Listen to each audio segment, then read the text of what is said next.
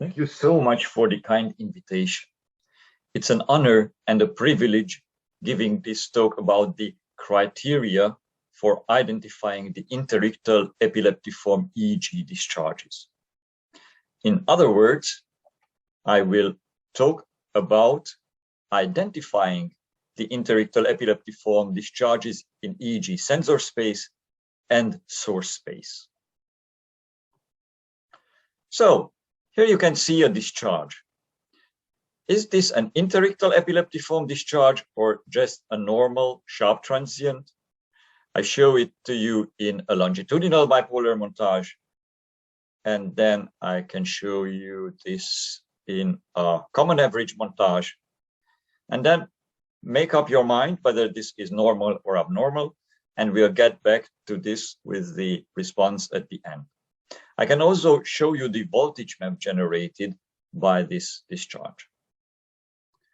Okay, why is this important? Of course, we can diagnose epilepsy also without EEG if we have clear indication from the history that the patient has had at least 2 seizures more than 24 hours apart. Yet, we need EEG if the clinical information is unreliable or less reliable or questionable. And we also need EEG if the patient only had 1 seizure, because then we need additional data to show that the risk of seizure recurrence is more than 60%.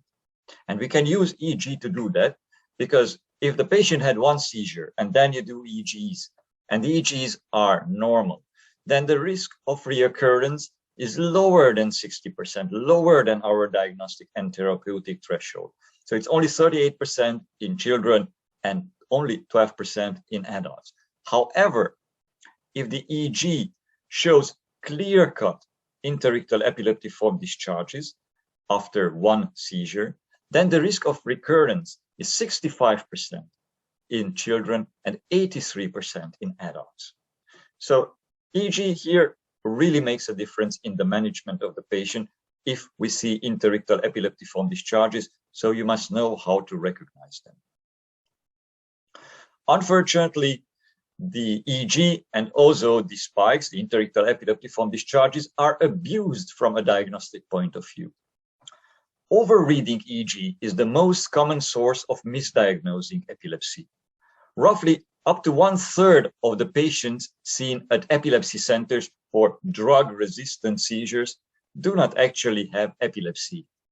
And this is detrimental for the lifestyle of the patient. Just think of the driving restrictions, the career restrictions, the unnecessary exposure to the side effects of the anti-epileptic drugs, and of course, not treating the condition of the patient, not treating the psychogenic seizure, not treating the syncope. So overreading EEG is really problematic. And here I would like to come with a warning. The false positive EEG report, that is overreading, is potentially more harmful to the patient than a false negative report. Why is this? Because you cannot undo a false positive report. Even if the consecutive successive EEGs are normal, the clinicians will always refer back to the first EEG that was abnormal. Yet, if you issue a false negative EEG and later on catch clear-cut interictal epileptiform discharges, you can undo the false negative, but you cannot undo the false positive. Now, recently, the International Federation of Clinical Neurophysiology proposed operational criteria for identifying interictal epileptiform discharges. And this infographic shows you the 6 criteria. Let me walk you through the criteria. So one is that the discharge is diphasic or triphasic, and it's spiky. It has a spiky morphology. It has a pointed peak. The second criterion is about the wave duration. If you measure the duration of the wave, it must be different than the duration of the waves in the background activity. Number 3 is that it's asymmetric. So either the upgoing slope is steeper or the downgoing slope is steeper, but it should be asymmetric. Number 4 is about the following slow wave. So after the epileptiform discharge, there is a following slow wave. Number 5 is about the background activity surrounding the spike or sharp wave, which should be disturbed. So here you can see in this infographic, there is the background activity before, and then if you don't have a following slow wave, then you usually have a flattening or high frequency, low voltage activity. Now, number 6 is about the voltage distribution. So the distribution of the negative and positive potentials on the scalp suggests a source of the signal in the brain corresponding either to a radial, oblique, or tangential orientation of the source. Now, usually people have difficulties understanding exactly the 6 criterion, so let me help you with some background knowledge. Of course, EEG comes from the gray matter, and the neurons in the gray matter are the source of the signal. And I usually have this analogy with the rocket-propelled grenade, this weapon. There's a tube and an explosion in the tube, and then this leads to grenade leaving the tube in one direction and exhaust gas into the other direction. Now, exactly the same way, the neurons fire negativity into one direction and positivity into the other direction. So always think of the generator of the EEG signal, the source. Think of a rocket-propelled grenade, which fires negativity in one direction and positivity into the other direction. So let's assume that the source is in the cortical convexity. So the orientation of the neurons is shown like this. So this is the radial orientation. So you have a negative area, and then the exhaust gas spreads on the rest of the head. So you have the positivity. Now, if the source is in the wall of a sulcus, then this is the orientation of your generator. So the neurons fire like this. So you would have a negative pole, and in the opposite direction, you will see a positive pole on the scalp. Now, this can help us differentiate signals that come from the brain from artifacts that are not from the brain. Again, here you can see the 2 scenarios with the rocket-propelled grenade firing perpendicular to the surface. So this is a radial distribution. Here you can see the very nice voltage map where blue color is for negativity and red color is for positivity. So you can see the distribution of the negative and positive potentials on the scalp. So you know that this comes from the brain because it's from a radially oriented source. And this also comes from the brain because it's from a tangentially oriented source in the wall of a sulcus. Now the same in a 2-dimensional voltage map. So again, very nicely, regularly distributed negative and positive areas, positive topography and negative topography. So we know that this comes from the brain. Please remember that not everything that comes from the brain is an interictal epileptiform discharge, but this criterion is good to distinguish between signals from the brain and artifacts. And here are artifacts. So can you see the irregular structure of the topography, the negativities and positivities? They don't make sense from a biophysical point of view. So it's neither a radial nor a tangential distribution. So again, to sum this up, these voltage topographies indicate that your signal is from the brain, and these irregular distributions indicate that the source is not from the brain. So this is the 6th criterion in the IFC. So the same in a 2-dimensional voltage map. So can you see this regular distribution? Again, negativity, positivity. So you have the current flowing into this direction, and again, very regular. So these are from the brain, and these irregular voltage distributions, irregular voltage topographies, which do not make sense from a biophysical point of view. They do not indicate neither a radial nor a tangential source. These are not from the brain. Okay, you could ask, does this work? And of course, how many criteria need to be there to cause something an interictal epileptiform discharge? We have systematically investigated this with my PhD student, Aykut Kural.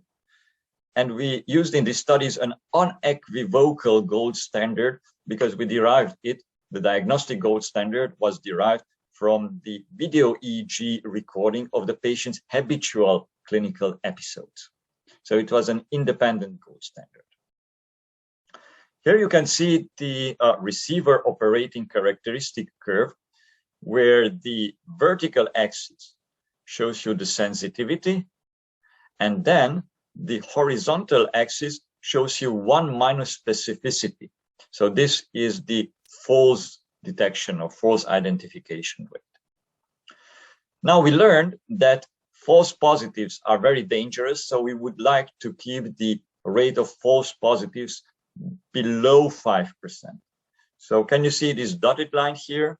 So this is 1 minus specificity. So here is 95% specificity. So everything that is to the left has a good specificity. So everything that is to the left from this dotted line has a more than 95% specificity. Now, let's see how many criteria a discharge must fulfill so that it reliably and specifically indicates it's an interictal epileptiform discharge. Well, here you can see that if you have very liberal threshold, just 2, then you have a high sensitivity but a low specificity. And for 3, you have only around 50% specificity. 4 is better. But to reach our goal of 95% specificity, a single discharge must fulfill at least 5 criteria. Of course, if you are very picky and you insist on having all 6 criteria present, then your specificity will be 100%. But of course, this goes on the cost of the sensitivity. But with a threshold of 5 criteria, then you have a high specificity and still a reasonable sensitivity beyond 80%. And here you can see the same in table format. So if your threshold is 5 criteria, then you have a high specificity, 95.6%, and a sensitivity of 81%. Then you can ask, is it just the number of the criteria that matters? Are all criteria equal? Or is there a specific combination of a few criteria that accurately identifies interictal epileptiform discharges? Well, we studied that again with my friend and colleague that time, my PhD student, Aykut Kural. And then we created all sort of combinations, 63 different combinations of all these criteria combined by 2, by 3, by 4, by 5, and so on. And then we found that the most important criteria are the following: 1, 4, and 6. So spiky morphology, following slow wave, and also the voltage map. So if you have this specific combination of 1, 4, 6, then you have a high specificity and also a reasonable sensitivity.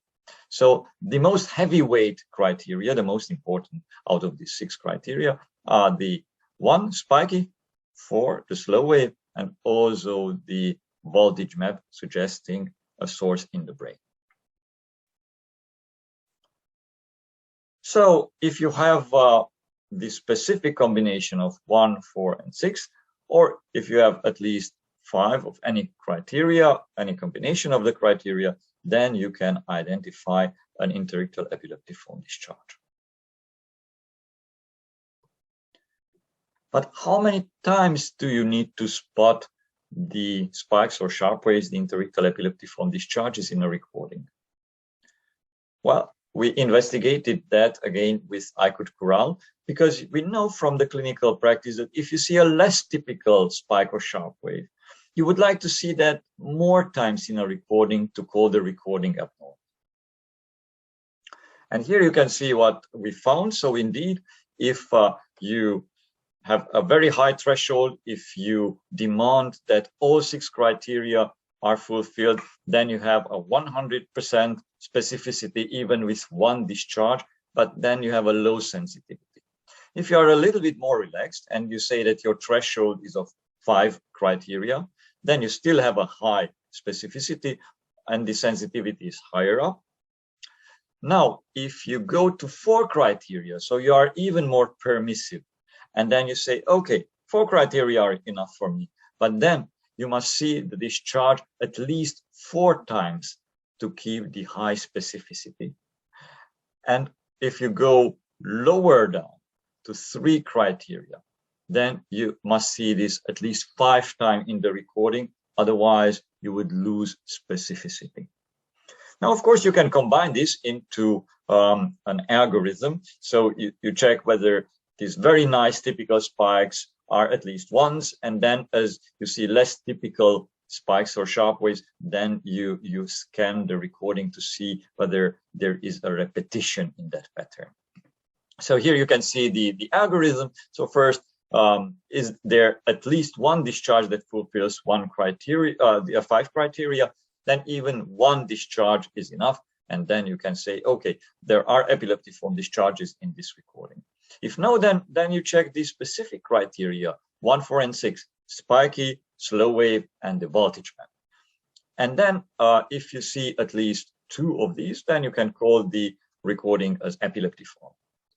Now, you go for the less typical. Are there at least 4 discharges fulfilling 4 criteria? If yes, then the recording is epileptiform. If you only see even less typical spikes or sharp waves, only fulfilling 3 criteria, then you must see them 5 times. And you cannot go lower if you have less than 3 criteria present, then you don't go further. It cannot be called a recording containing epileptiform discharges. Now you can learn this. We taught these principles, these criteria to young trainees. And here you can see their sensitivity before they learned the IFCN criteria. So the sensitivity was just around 60%, and this increased close to 90%.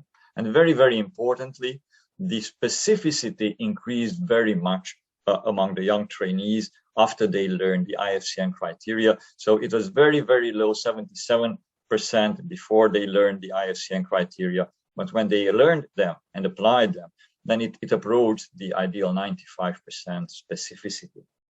And also importantly, when learning the IFCN criteria, the trainees increased their inter-rater agreement. So before they had some structured principles to refer to, their agreement was just fair, 0.31. And this increased to a high moderate inter-rater agreement when the young trainees applied the IFCN criteria.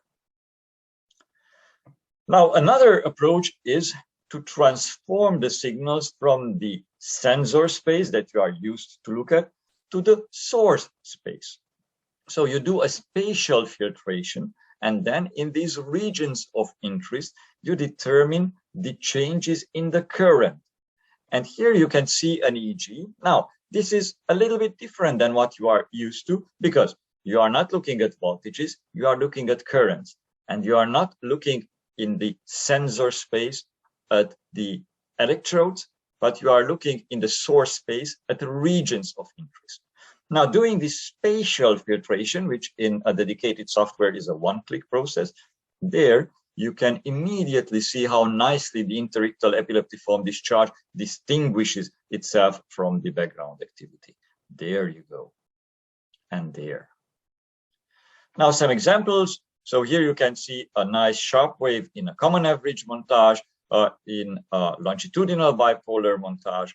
And then here you can see it in the source space. So you can see which region of interest this pictogram shows you, in which area, which region of interest these signals, these currents are generated.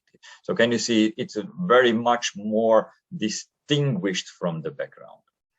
And then here you can see a non-epileptiform sharp transient in a longitudinal bipolar and common edge average montage, and then the same in source montage. And you can see it's just part of the background activity. So transforming the signals into the source space also help you in identifying the interictal epileptiform discharges.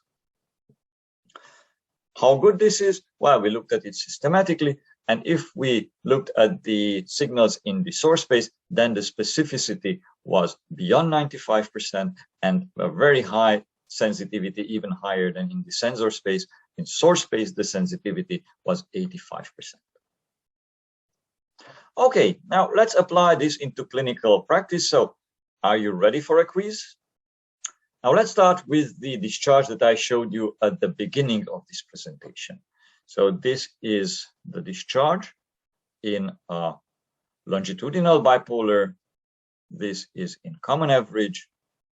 This is the voltage map, which is a very nice voltage map corresponding to a source in the brain. But remember that not everything that comes from the brain is an interictal epileptiform discharge.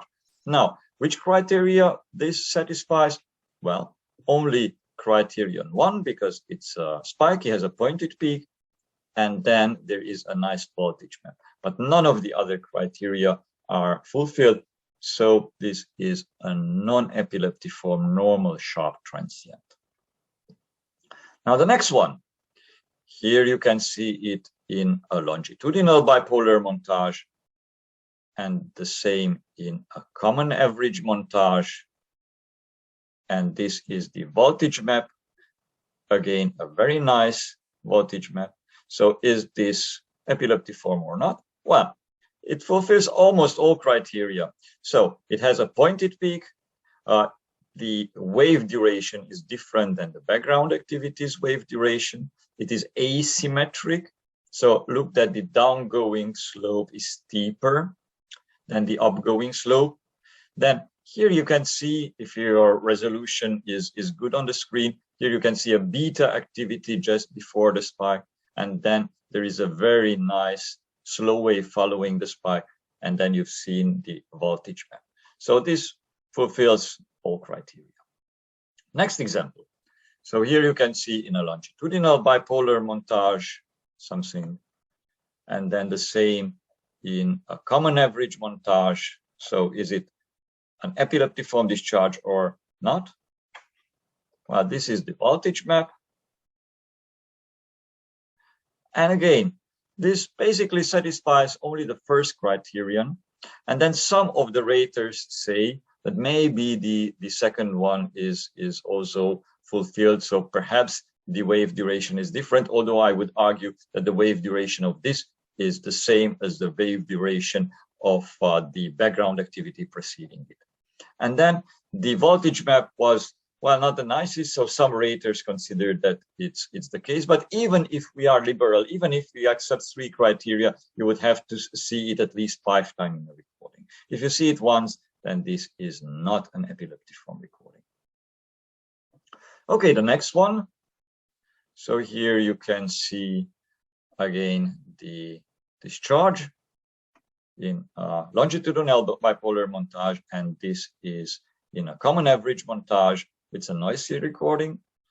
And then here you can see the very nice voltage map with a negative pole and a positive pole. So this fulfills 4 criteria. It's spiky. The wave duration is different than what has been before. There is a very nice slow wave afterwards. And then you've seen the very nice voltage map. So this is an interictal epileptiform discharge, fulfilling 4 of our criteria. Now, what is this? Again, in a longitudinal bipolar montage, and then this is in a common average montage. This is the voltage map, very irregular, so this clearly does not come from the brain, and this only fulfills criterion 1 and perhaps criterion 2, so this is an artifact. Now, let's see this one, again in a longitudinal bipolar montage, and then this is in a common average montage, and then this is a very nice voltage map, again, negative pole, positive pole. So It fulfills almost 5 criteria. There was some disagreement among the raters concerning the symmetry. Some considered it asymmetric, but clearly there is a pointed peak. The wave duration is different than in the background. Then you have the slow wave and the voltage band. So this is a nice example of an interictal epileptiform discharge. And with this aerial view of the Danish Epilepsy Center in Diana Lund, I would like to thank you for your attention.